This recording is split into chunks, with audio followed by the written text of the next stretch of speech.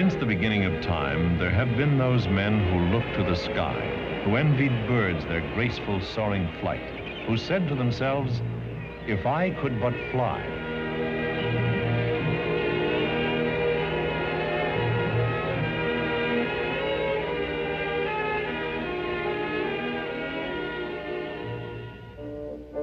After eons of frustration, man did fly.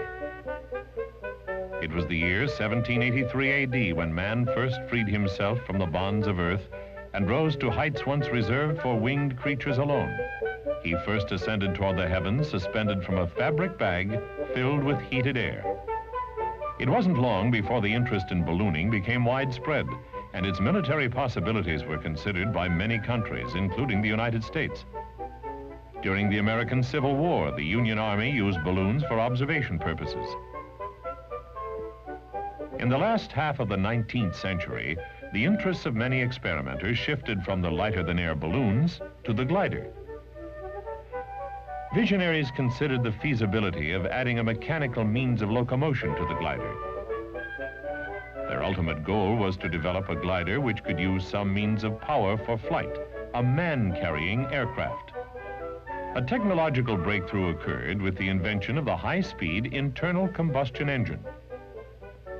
Near the end of the century, the high-speed engine was married to the glider. The result was the birth of the airplane. In 1903, two imaginative bicycle mechanics felt they had a heavier-than-air machine which could carry a man aloft in sustained, controlled flight. Wilbur and Orville Wright, after 4 years of experimentation, gave the glider a water-cooled 12-horsepower engine which they designed themselves. The engine powered two chain-driven pusher-type propellers. December 17, 1903 was a cold, windy day at Kitty Hawk, North Carolina. By the toss of a coin, Orville won the chance to become the first man in history to fly under power. The first flight, covering a distance of 120 feet, lasted only 12 seconds. 4 flights were made that day, and the last flight covered 852 feet in 59 seconds. Because of the bleak December weather and a lack of fanfare, only 5 people witnessed those first historic flights. The Wrights returned home to Dayton, Ohio to continue their experiments. For one thing, they had to refine the controlling devices in order to turn the airplane in a safe manner. They began to patent certain features of their flying machines. In 1907, the Wright brothers' achievements were brought to the personal attention of President Theodore Roosevelt. The potential of the airplane as an instrument for national defense was pointed out. In December of that year, Signal Corps Specification number 486 was issued. It provided that the government would buy a flying machine from the lowest bidder. A flying machine which could attain a speed of at least 40 miles per hour and carry 2 persons with a combined weight of 350 pounds, a distance of 125 miles. It also stipulated that it would have to pass an endurance flight test of at least 1 hour while being steered in all directions and remain under perfect control. In all, 41 proposals were received, but eventually the Wrights and 2 others were given the go-ahead to build the first American military airplane. The Wrights were the only ones to deliver. They signed the contract on February 10, 1908, and 200 days later, Orville delivered the Wright Flyer to Fort Myer, Virginia, where initial flight testing began. There were several setbacks, including a crash which required the construction of a new airplane. The crash took the life of Lieutenant Thomas E. Selfridge, who was flying as Orville Wright's passenger. He became the Army's first aviation fatality. Orville sustained severe injuries in the smash-up. On July 27, 1909, Orville made the first official test flight. Lieutenant Frank P. Long went along as a passenger. The flight established a world's record, 1 hour, 12 minutes, and 40 seconds. The final test on July 30 was the speed flight. This time, Orville's passenger was Lieutenant Benjamin D. Fulloy. The average speed of 42.5 miles per hour won the Wrights a bonus of $5,000 over the contract price of $25,000. The Wrights airplane was officially accepted by the Army on the 2nd of August, 1909, and was designated Signal Corps Airplane Number 1. The Army's contract included a stipulation that the Wrights teach 2 officers to fly the machine. In October of 1909, Wilbur trained the Army's first aviators. Lieutenants Frederick E. Humphreys and Frank P. Lom soloed after just over 3 hours of flying time. But by the end of the year, the Signal Corps lost these first 2 pilots when they were returned to their regular Army assignments. In 1910, Lieutenant Fulloy became the first correspondence school pilot. He learned to fly the airplane while getting instructions from the Wrights by mail. Until 1911, the Army had only 1 airplane and 1 pilot, Fulloy.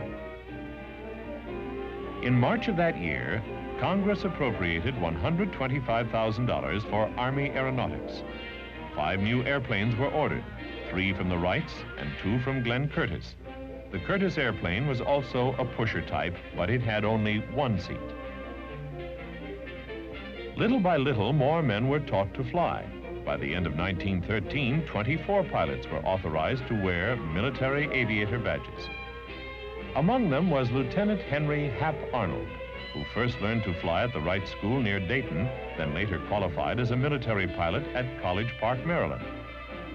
During this period, many flying schools were established. Because of the favorable flying conditions in California, Glenn Curtiss moved west and established a school in San Diego. It grew into the Army's first permanent aviation school. 2 overseas training schools were also established, one in Hawaii and the other in the Philippines. Near Manila, Lieutenant Frank Lom opened a flying school with 1 airplane, a Wright Model Type B. At College Park, Maryland, Army pilots pioneered in several areas. The advantages of 2-way radio telegraphy were demonstrated. Experiments were conducted in aerial photography. Night flying techniques were also developed during this period. The first American bomb sight and bomb-dropping device was demonstrated. Experiments were conducted on the firing of a low-recoil machine gun from an airplane. Named the Lewis gun, it eventually became standard armament on Allied planes during World War I. This was truly a period of experimentation in American aviation, and in spite of a lack of funds and other obstacles, Army aviation had made progress. In 1913, the Signal Corps realized that the time was ripe to establish an air organization capable of military operations in the field. At Texas City, Texas, the 1st Aero Squadron was organized as an interim measure to meet an emergency situation. The squadron flew its 9 airplanes with the 2nd Division, guarding the Mexican border. This organization was officially organized in September 1914. In 1914, Congress authorized the establishment of an aviation section in the Signal Corps and appropriated $250,000 to expand the aerial forces. The expansion meant more men and more planes. Faster and safer airplanes were built. The Army's first tractor-type aircraft, delivered in 1912, was a hydroplane built by the Burgess Company. The propeller was mounted in front of the pilot rather than behind him. By 1914, the pusher-type airplanes were declared dangerous and were removed from use. They were replaced by new Curtiss J tractor-type planes. Glenn Curtiss's tractor-type biplane eventually evolved into the famous series of Curtiss Jennies, which were used for training during World War I. The United States Army witnessed the airplane developing gradually until it emerged as a true military weapon. When World War I began, less than 11 years after the success of the Wright brothers, the airplane began to influence the histories of many nations.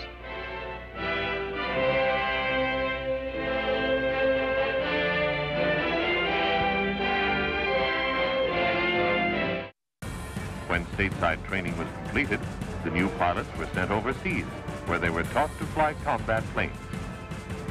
Although the first American flying unit didn't arrive in Europe until September 1917, some Americans had already flown combat with the British and French beginning in 1915. Many of them flew with the famous Lafayette Escadrille.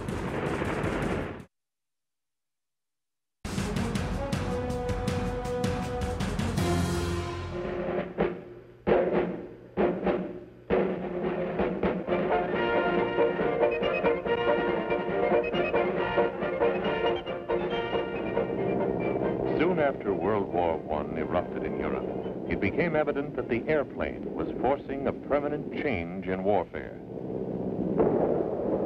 By the time America entered the war on April 6, 1917, the airplane was well established as a military weapon. But the United States had only a small number of pilots and very few training planes. There were no bombers, fighters, or other combat-type airplanes. American air power ranked 14th in the world. Secretary of War Baker urged the nation to back the buildup of a vast air fleet. Congress rushed through a bill appropriating $640 million for the buildup of American air strength, and President Wilson signed it on July 24, 1917. A large-scale production of airplanes was initiated. Among them was the Curtiss JN-4, called the Jenny. This two-seater was selected as the standard pilot training plane. The British-designed de Havilland 4 was adopted as the standard frontline bomber plane for combat. The famous American Liberty engine was developed to power the DH-4, and it became one of America's greatest contributions to aviation during that era. 543 of the American-built DH-4s saw combat before war's end, serving a dual role as observation plane and bomber. Not only were airplanes needed in large quantities, but men had to be trained to fly and maintain them. The air war in Europe stirred America's young men. There was no shortage of volunteers. In the year following the declaration of war, over 38,000 of America's youth had volunteered for flying training with the Army. Training them was a mammoth undertaking. Successful applicants were sent first to ground school for an intensive 8-week course. Then they began flight training. This was divided into 3 phases: dual instruction, solo practice, and cross-country training. Successful completion of these phases earned the flyer his commission and the right to wear the wings of a military aviator. When stateside training was completed, the new pilots were sent overseas, where they were taught to fly combat planes. Although the first American flying unit didn't arrive in Europe until September 1917, some Americans had already flown combat with the British and French beginning in 1915. Many of them flew with the famous Lafayette Escadrille. After the United States entered the war, many of these pilots transferred to the Air Service. The nucleus of the 103rd Aero Squadron was made up of former members of the Lafayette Escadrille. The 103rd was the first American squadron to see action as a unit. The 94th Pursuit Squadron became the first American-trained flying unit to see combat. The 94th was the famous Hat-in-the-Ring Squadron, later commanded by Captain Eddie Rickenbacker, who became America's top ace in World War I with 26 victories. More American squadrons joined those already committed to battle. As the intensity of the war increased, so did the involvement of the American Air Services. As an example, American pilots flew over 3,300 sorties during a 5-day period in September of 1918. Great battles raged, both in the air and on the ground. The Germans attempted to smash the Allies before the influence of American forces could swing the tide of the war. It took large concentrations of air power to counter the German effort. Bombing and strafing helped to demoralize German ground troops and was a major factor in forcing the Germans out of the San Miguel salient. Mitchell's aerial tactics were repeated during the Meuse-Argonne offensive in late September, accomplishing the greatest single aerial triumph of the war.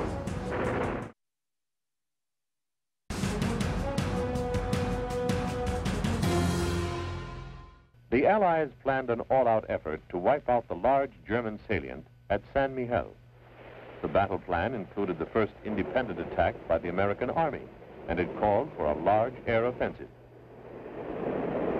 Colonel Billy Mitchell was to command the largest aggregation of air forces ever committed, up to that time, to a single operation during the war.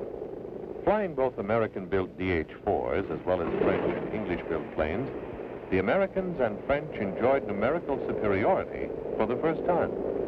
On the opening day of the battle, Mitchell committed 1,500 planes. He proved his theories on the effectiveness of concentrated air power as his aircraft entered combat on the third day of the battle. Bombing and strafing helped to demoralize German ground troops and was a major factor in forcing the Germans out of the San Miguel salient. Mitchell's aerial tactics were repeated during the Meuse-Argonne offensive in late September, accomplishing the greatest single aerial triumph of the war. The Allied Air Armada fought off waves of Germany's best planes and pilots. The already weakened Germany was unable to launch a planned counteroffensive. The defeat of Germany loomed closer. By the end of the war, November 11, 1918, 71 Americans qualified as aces, each credited with shooting down or sharing in the destruction of 5 or more German planes. Their total score was 450 planes and 50 balloons.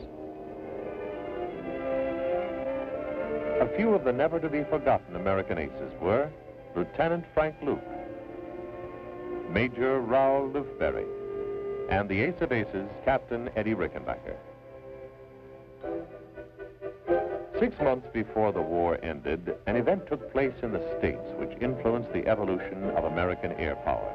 On May 15th, Army flyers inaugurated America's first airmail service. In the years following, airmail pilots established routes and a system of airways that are still being utilized. Many ex-military flyers wanted to stay in aviation, but there were very few jobs for civilian pilots. Some bought surplus Army planes and flew them anywhere they could make $1. Carnivals, county fairs, exhibitions. These barnstormers often made money by taking passengers for their first plane ride.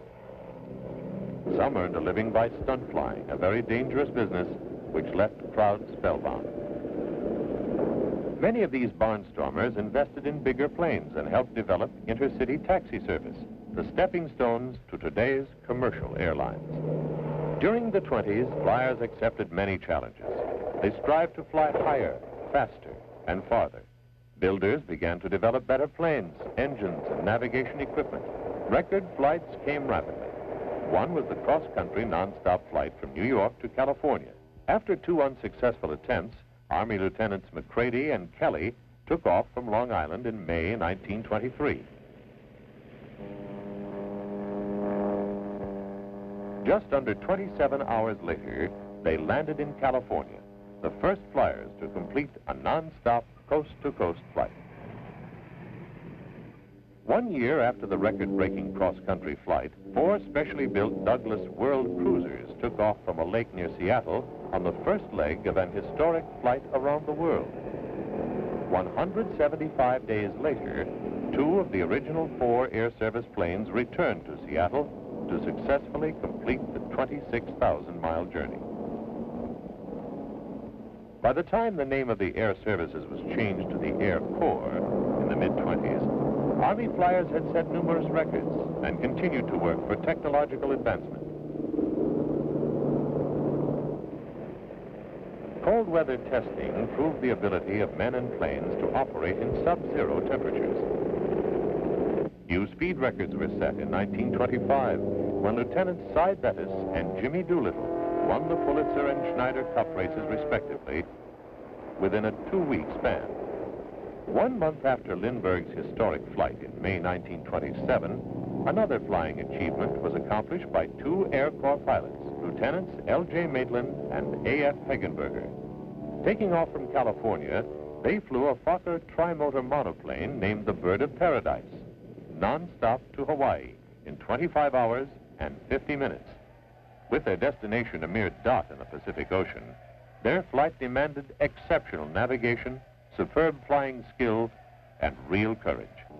In 1929, Air Corps flyers established an unofficial world flight endurance record in another trimotor Fokker named the Question Mark. Using a mid-air refueling technique developed in 1923, aerial fuel transfers were successfully accomplished 43 times, 9 of which were performed at night. The Question Mark, commanded by Major Carl Spaatz, and including Captain Ira C. Eaker and Lieutenant Elwood R. Quesada among its crew, stayed aloft for almost 151 hours, landing only after one engine began to give them trouble. The decade of the 20s is often referred to as the Billy Mitchell era.